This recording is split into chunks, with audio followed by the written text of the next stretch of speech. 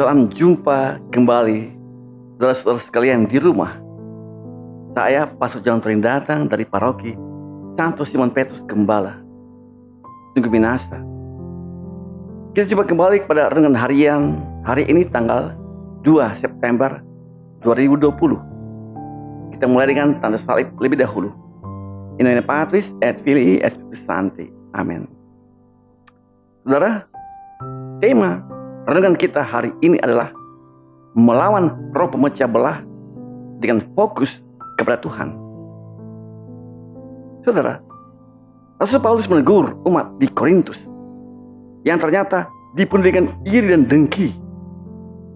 Iri, dengki, bersama juga marah, benci, dan takut merupakan sifat yang satanik, artinya dari setan datangnya.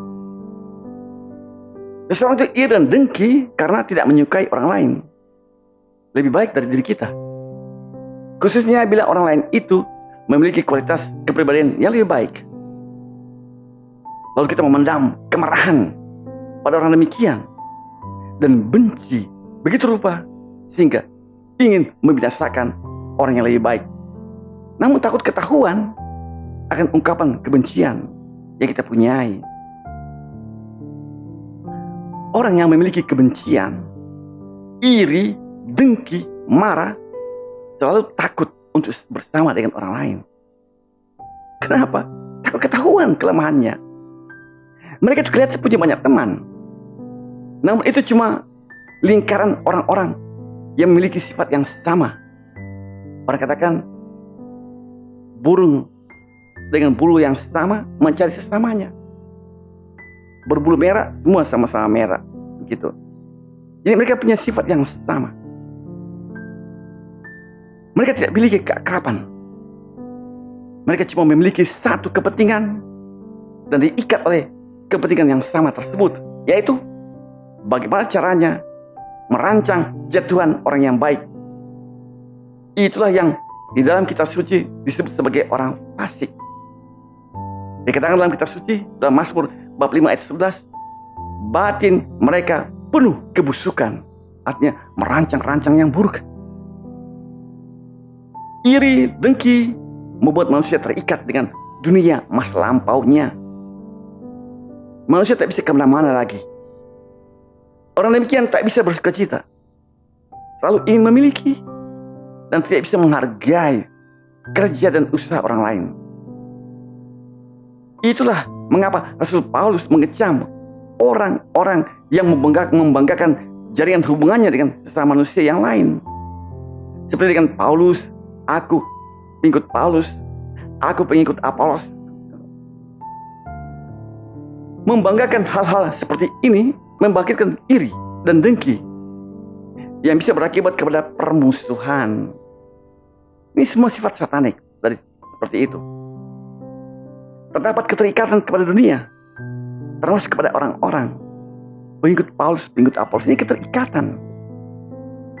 Ini yang Rasul Paulus sebut sebagai manusia duniawi, manusia yang terikat dengan dunia ini. Padahal seharusnya manusia itu terarah kepada menjadi semakin rekan sekerja Tuhan. Dikatakan oleh Rasul Paulus, ya, rekan kita ini adalah rekan sekerja Allah, ya. Begitu dikatakan. Yesus mengatakan kepada para murid yang memintanya untuk tidak ke tempat lain adalah, dia berkata seperti ini, juga ke kota-kota lain aku harus memberitakan Injil kerajaan Allah, sebab untuk itulah aku diutus.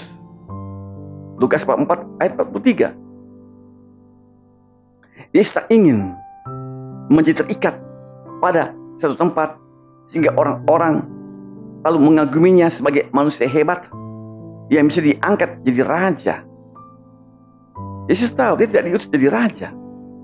Yesus ingin agar orang-orang melihat karya Allah yang sedang berlangsung, dan bahwa karya Allah itu untuk semua orang dan bukan hanya untuk sekelompok orang.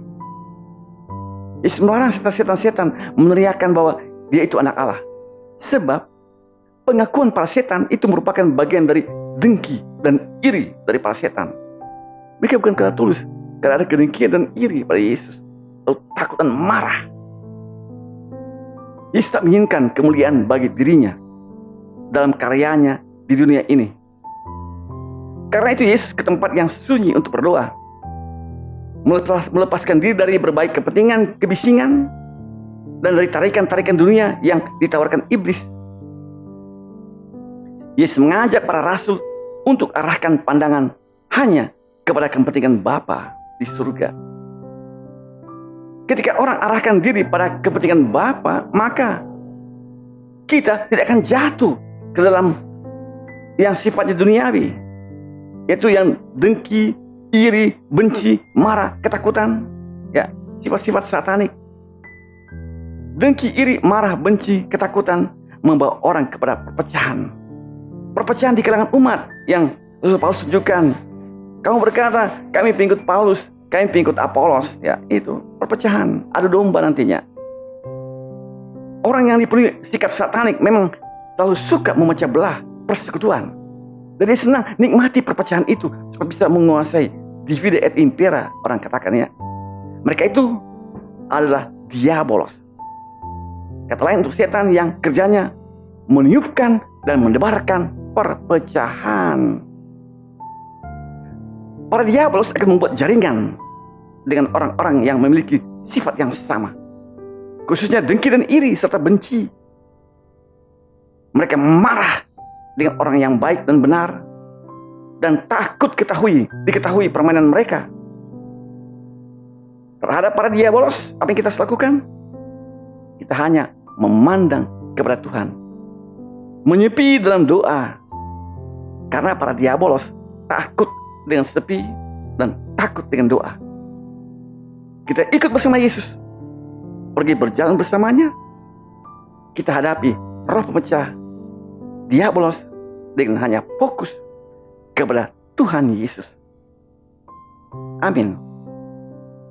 Laudatus Yesus Kristus, terpujilah nama Yesus. Bukan saudara sekalian, hari ini sungguh diberkati oleh Tuhan. Saya, Pastor John Turing datang dari Paroki Santo Simon Petrus Gembala, Sungguh Minasa. Sampai jumpa pada kesempatan berikut.